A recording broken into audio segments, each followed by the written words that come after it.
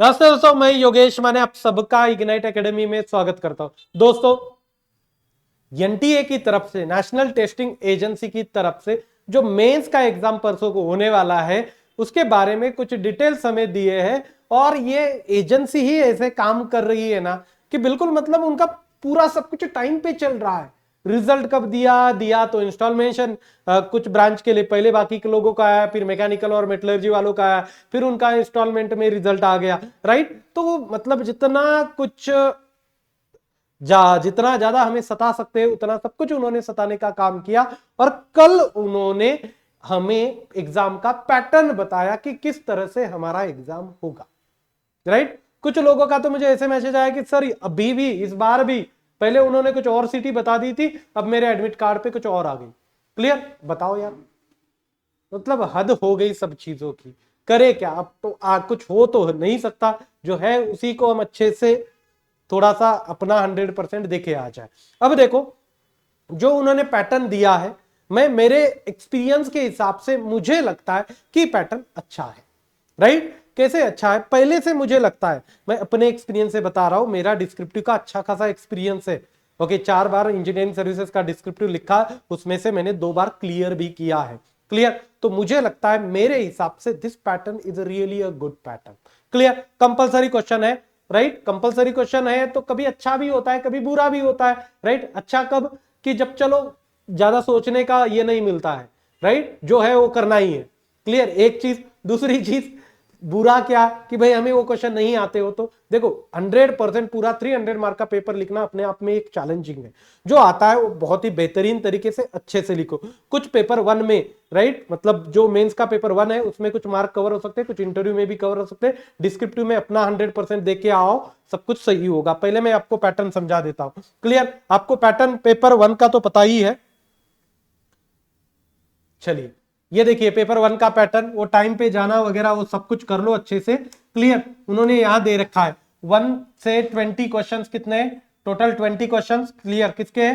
Current affair के। General aptitude के 20 question है, एलिमेंट्री मैथमेटिक्स के 20 क्वेश्चन है, इंग्लिश के 20 क्वेश्चन है, और इंटेलेक्चुअल प्रॉपर्टी राइट्स के 20 क्वेश्चन है। Clear? So total 100 question.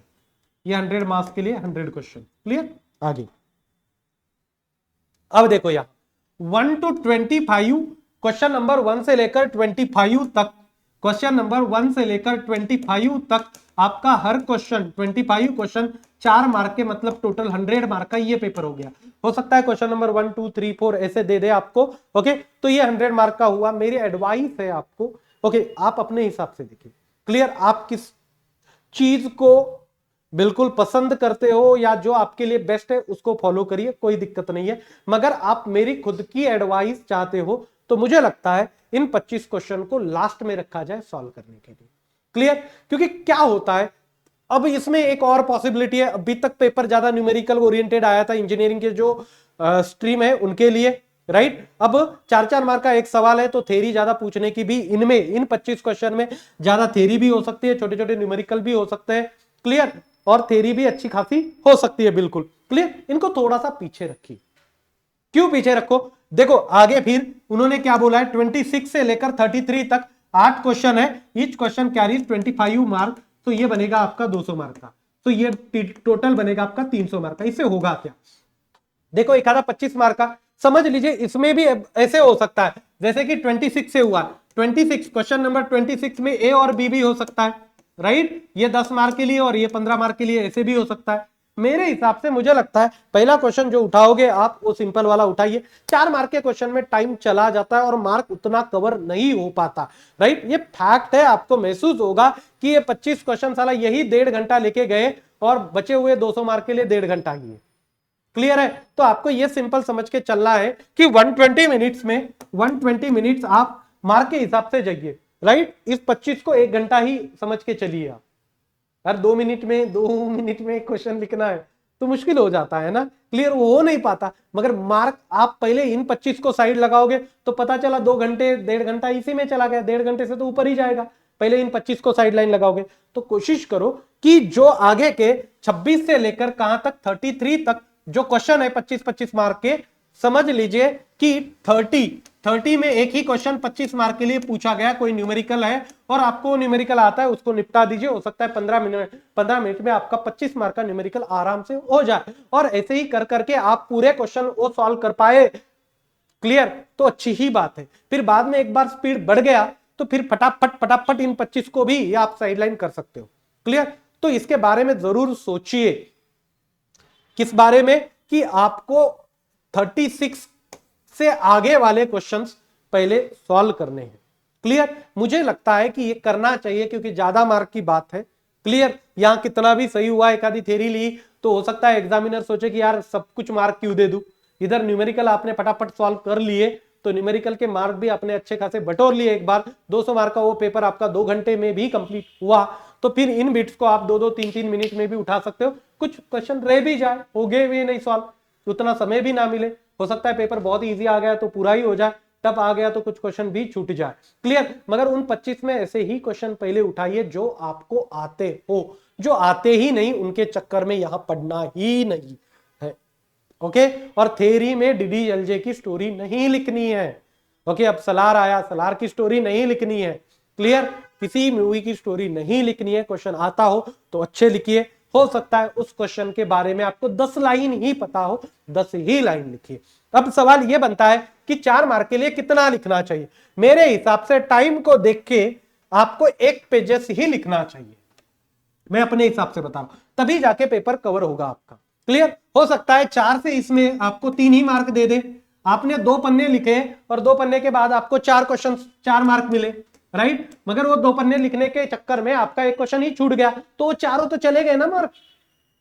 Are you getting it? आपको समझ में आ रहा है, ओके, कि 4 हमें मैक्सिमम क्वेश्चन अटेम्प्ट करेंगे, थ्योरी के भी हो, क्लियर। तो हो सकता है कि मार्क कटेंगे, मगर क्वेश्चन छोड़ने से बेटर है कि एक आधा मार्क कहीं क्वेश्चन में आंसर लिखने में हमें कम मिल जाए, क्लियर। पेंसिल से डायग्राम ड्रॉ करोगे। अब इन्होंने इसमें लिखा है कि पेंसिल बॉक्स ये वो कुछ नहीं चलेगा, आप क्या करिए, जो सेट स्क्वायर होते हैं वो उन सेट स्क्वायर को लेके जाइए, कंपास को, पेंसिल को, कंपास मतलब वो वाला घुमाते हैं ना, वो वाला कंपास का बॉक्स नहीं बोल रहा हूं मैं, बॉक्स उन्होंने शायद अलाउ नहीं किया हो, मगर वो कंपास हाथ में लेके जाइए क्योंकि स्केल लेके जाना है, स्केल, पेंसिल, कंपास, क्लियर, घुमाने वाला, उसमें पेंसिल बिंसिल डाल के, क्योंकि डायग्राम बनानी होती है, कहीं मैकेनिकल वाले, इंजीनियरिंग वाले हो, कोई कैम प्रोफाइल बनाने आ गई, समझ लीजिए, समय मिला तो वो बनाइए, नहीं तो ड्राइंग का पार्ट लास्ट में ही रखिए, क्लियर। या कोई वेलोसिटी डायग्राम बनाने आ गई हो, राइट, कोई बैलेंसिंग का आप पैनल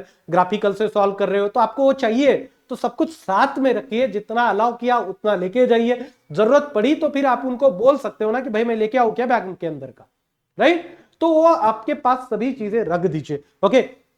वंस अगेन समझिए कि मेरा खुद का एडवाइस होगा 26 के आगे के क्वेश्चन को पहले देखा जाए, फिर उसके बाद में पहले 25 क्वेश्चन को। ये मैंने क्यों बोला है कि इजी पैटर्न होगा, पहले इसमें क्या होता था कि क्वेश्चंस थोड़े से, अभी इतना तो है कि यार 4 मार्क का क्वेश्चन शायद इजी हो, क्लियर, और हमें इतनी मैच्योरिटी है कि हम थ्योरी लिख सकते हैं, क्लियर। अब थ्योरी में पॉइंट वाइज लिखो, कुछ भी नहीं लिखना है, पॉइंट वाइज लिखो। कैसे? देखो, आपको एडवांटेज पूछा है, एडवांटेज पूछा है, ओके, मैक्सिमम 6 लाइन पॉइंट्स में लिखो, 1 1, चाहे तो नंबर दे दो 2 3 4, क्लियर। समय नहीं हो तो 4 ही लिख दीजिए, ओके। और चाहे तो 2 लाइन फिर छोड़ दीजिए इसके नीचे कि आपको लगा, फिर बाद में लिखेंगे। फिर उसके नीचे डिसएडवांटेज बोला है, डिसएडवांटेजेस, क्लियर, इसको भी 4-5 पॉइंट में लिखिए, क्लियर। 1 2 3 और 4, हो सकता है कि हर पॉइंट के लिए वो आधा मार्क आपको अलॉट करे, तो 2 एडवांटेज में मिले,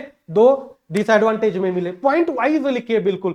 लिमिटेशंस, एप्लीकेशंस, ऐसी चीजों लिखिए, सब हेडिंग ज्यादा से ज्यादा यूज किया करिए, क्योंकि क्या होता है जब वो मार्क डिवाइड करता है, समझ लीजिए आपको किसी चीज का उसने एक्सप्लेन करने के लिए बोला है, तो आपने पहले समझ लीजिए उस चीज का प्रिंसिपल लिखा, या उस चीज के बारे में कुछ लाइन की इंफॉर्मेशन लिख दी, 4-5 लाइन की, फिर उसके बाद में उसका एडवांटेज नाम का एक सब हेडिंग दे दिया और उसमें 4 एडवांटेजेस लिखे, फिर डिसएडवांटेज और लिमिटेशन नाम का हेडिंग लिखा, फिर उसके 4 पॉइंट लिखे, फिर ये हो गया, फिर एप्लीकेशन लिखे, और एप्लीकेशन लिखते वक्त भी एक लाइन में समझ लीजिए ट्रक में भी कोई चीज यूज हो रही है, ओके, कार में भी हो रही है, उसको ऐसे मत लिखिए, आपको इतना ही लिखना है ना, ट्रक लिखिए, फिर उसके बाद में इसके नीचे कार लिखी है, इसके नीचे ऑटो लिखी है। मैं एग्जांपल दे रहा हूं, क्लियर। तो बेहतरीन तरीके से पेपर लगता है आप जब सब पॉइंट के फॉर्मेट में उस पेपर को लिखते हो, क्लियर है। तो पेपर को बिल्कुल बेहतरीन तरीके से लिखिए। बहुत पेज आपके पास ऐसे कुछ पेज आया, ब्लैंक पेज आया तो भी कोई दिक्कत नहीं, ओके, रूलिंग पेज आया तो भी कोई दिक्कत नहीं है, क्लियर। तो पेज आ गया तो कोशिश करिए कि दोनों तरफ से उसको मार्जिन बनाया जाए, क्लियर। क्वेश्चन खत्म होते ही आपकी पेंसिल लीजिए, स्केल लीजिए, ऐसे पकड़िए और एक लाइन खींच लीजिए, question complete. Are you getting it? Question complete हुआ। और फ्रीली फ्रीली लिखिए, राइट। और बुकलेट बाद में नहीं मिलना है, इतना भी फ्री मत लिखिए कि जगह ही ना पूरे, फिर और एक्स्ट्रा मांग रहे हो, सप्लीमेंट नहीं मिलने वाली, उसमें लिखा है उन्होंने, क्लियर। तो ऐसे अच्छे से लिखिए। कोई न्यूमेरिकल सॉल्व किया, उसका आंसर आ गया तो उसके आंसर को बॉक्स में डाल दीजिए और लास्ट में वो क्वेश्चन कंप्लीट होते ही आंसर ऐसा बोल दीजिए। और 2-3 बीट पूछे हो तो ये 25 वाले में हो सकता है 3-3 4-4 बीट पूछे तो उसमें ऐसे लिख लीजिए लास्ट में, क्लियर। हो सकता है कुछ एग्जामिनर को आदत होती है, वो देखते हैं सही है क्या, सही है क्या, सही है क्या, हो सकता है ऊपर के भी पूरे मार्क मिल जाए। और अच्छे से लिखा होना चाहिए, अच्छे से लिखो, बेहतरीन तरीके से लिखो, क्लियर।